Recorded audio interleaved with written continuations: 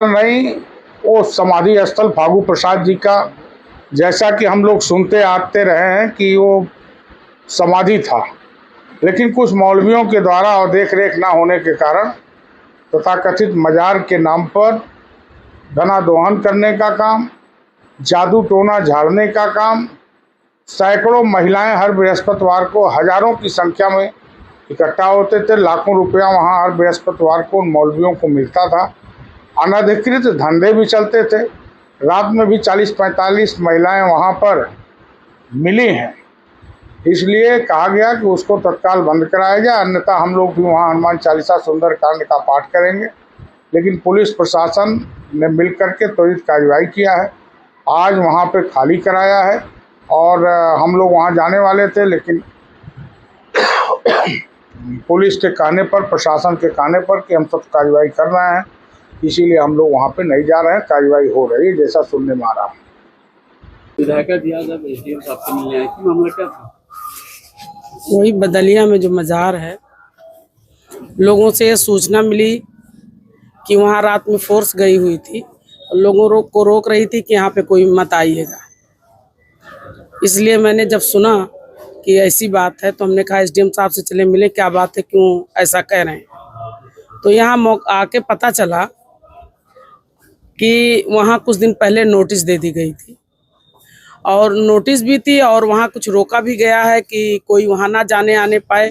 कुछ लोग वहाँ कुछ करना भी चाहते थे, इसलिए और वहाँ पे फोर्स इसलिए गई है। हवन वगैरह कुछ करना चाहते थे कुछ लोग, इसलिए फोर्स वहाँ है। इसलिए हम लोग यही कह रहे थे कि वहाँ जैसे हमेशा मज़ार पे लोग आते जाते थे वैसे आते जाएं, भले भीड़ ना इकट्ठा हो, लेकिन वो आस्था का मामला, हिंदू मुसलमान हर कोई जाता है। हम वहाँ तक भी गए थे, चौखड़ा तक, मौके तक भी गए थे। फिर एसडीएम साहब ने कहा कि आइए हम बैठ के बात करते हैं, और यही बात हुई। हमने कहा है कि वहाँ पे जैसे लोग जाते थे वैसे जाते हैं, लेकिन कह रहे हैं वो पश्चिम की ज़मीन है। अब हम उसको देखेंगे नोटिस क्या है, और अगर ये मामला कोर्ट तक जाना पड़ेगा तो कोर्ट तक जाएंगे और देखेंगे, कोर्ट का सहारा लेंगे। 105 साल पहले से वो मज़ार बनी हुई है। अभी क्या लग रहा है, कौन लोग हैं जो चाहते हैं मज़ार हटा दी जाए? हमने शायद शासन का कोई आदेश है कि जितनी ज़मीनें पश्चिम या कुछ है तो उनको हटाया जाए, लेकिन हटाने का यहाँ कोई मामला नहीं है। यहाँ सिर्फ ये मामला है, इसलिए फोर्स लगाई गई कि वहाँ कुछ लोग विवाद करना चाहते थे, वहाँ कुछ हवन वगैरह कराना चाहते थे ऐसी जगह पे, इसलिए ऐसा हो रहा है। अभी शाम में मीटिंग भी होगी। एसडीएम साहब यही बताए कि इसी मामले में हम लोगों की शाम में मीटिंग है डीएम साहब के साथ। क्या इस मामले को लेकर आप आगे तक जाएंगे? हाँ बिल्कुल, कोर्ट तक जाएंगे। अभी हमें नोटिस मिल जाए तो उसको देखते हैं किस चीज़ की नोटिस है, उसके बाद हम जाएंगे, कोर्ट भी जाएंगे। आप मौके पे गए थे, कौन थे वो लोग जो वहाँ पे हवन कराना चाह रहे हैं? अब देखने में वहाँ कोई नहीं, उनको रोक दिया गया है। आप लोगों ने तो देखा ही होगा मीडिया में या आया होगा फेसबुक पे कि कौन कह रहा है कि हम वहाँ जाएंगे, हवन कराएंगे। डुमरियागंज में इन दिनों भारतीय जनता पार्टी के पूर्व विधायक राघवेंद्र प्रताप सिंह जी ने ये कसम खा ली है कि जब तक यहाँ पर वो नफरत की आग सुलगा नहीं लेंगे तब तक चैन से नहीं बैठेंगे।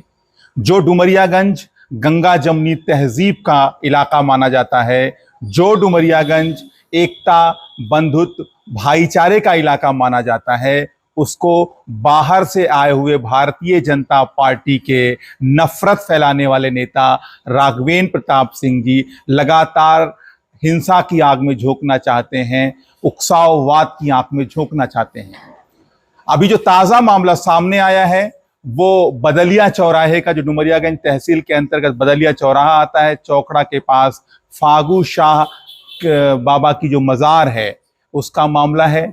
किस तरीके से वहाँ पर तनाव पैदा करने की कोशिश की जा रही है, किस तरीके से वहाँ के ज़रिए डुमरियागंज का जो मोहब्बत भरा माहौल है उसको ख़राब करने की कोशिश की जा रही है, उससे साफ पता चलता है कि भारतीय जनता पार्टी का सिर्फ और सिर्फ एक मकसद है कि हिंदू और मुसलमान के बीच में खाई पैदा की जाए। क्योंकि फागू शाह बाबा का जो मज़ार है, वहां जो लोग आते हैं जाते हैं जियारत के लिए, वो इस बात को बहुत अच्छे से जानते हैं कि वहां पर मुसलमानों से ज्यादा हिंदू भाई बहनों माताओं का आना जाना है। इससे साफ पता चलता है कि फागू शाह बाबा का मज़ार डुमरियागंज के अंदर हिंदू मुस्लिम एकता का जीता जागता स्मारक है।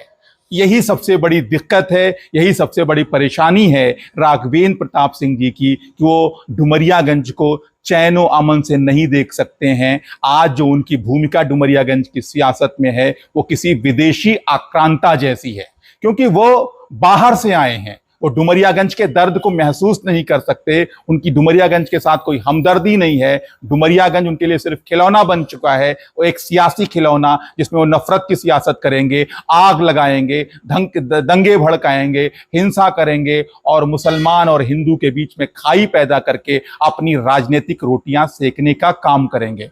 मैं डुमरियागंज की अमन पसंद आवाम से हाथ जोड़कर यह निवेदन करता हूं कि डुमरियागंज मोहब्बत का इलाका है, डुमरियागंज एकता, भाईचारे, समरसता का इलाका है। यहां एक जमाने से हिंदू मुस्लिम साथ साथ चलते रहे हैं, आगे भी साथ साथ चलते रहेंगे। ऐसे नेताओं के राजनीतिक बहकावे में मत आइए, डुमरियागंज को नफरत की आग में मत ढकेलिए, डुमरियागंज के युवाओं को, डुमरियागंज के नौजवानों को नफरत का जहर मत चखाइए, उनका भविष्य बर्बाद हो जाएगा। डुमरियागंज को मोहब्बत की जरूरत है। मैं ये बात पूरे दावे के साथ कहता हूं कि राघवेंद्र प्रताप सिंह जी और उनकी नफरती टीम डुमरियागंज के अंदर चाहे जितनी नफरत फैलाने की कोशिश कर ले, वो चाहे जितनी नफरत की खेती करने की कोशिश कर लें, हम मोहब्बत के गुलाब खिलाते रहेंगे, हम मोहब्बत के दिए जलाते रहेंगे।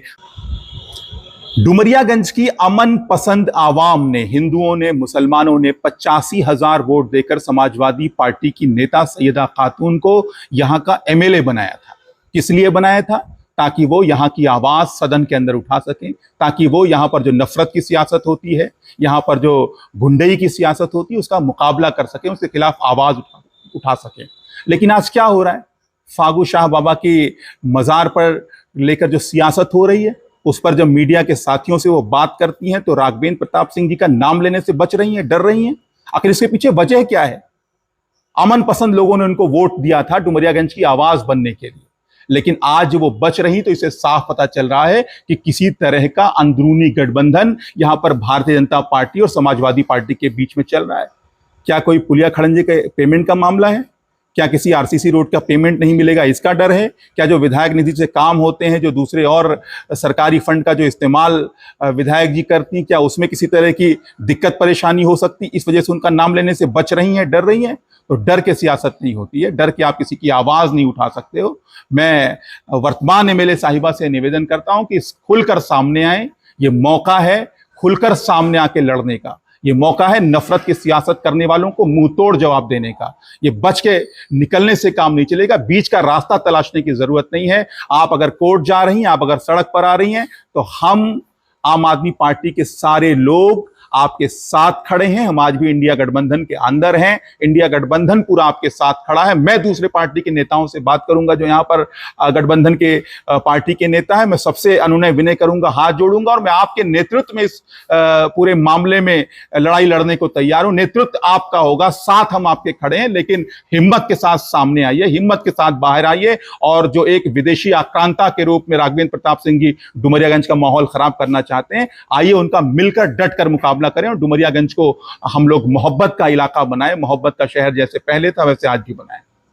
हमारे यहाँ के एक मशहूर शायर राही बस्तवी साहब यूं ही नहीं कहते हैं कि नफरत की दीवार गिराकर छोड़ेंगे, अमन वफा के दीप जलाकर छोड़ेंगे, मंदिर से हो प्यार, हो मस्जिद का सम्मान, ऐसा हिंदुस्तान बनाकर छोड़ेंगे। तो जिस हिंदुस्तान की कल्पना राही बस्तवी साहब कर रहे हैं, वैसा ही डुमरियागंज हम सब मिलकर बनाएंगे। डुमरियागंज मोहब्बत करने वालों का इलाका था, है और आजीवन रहेगा।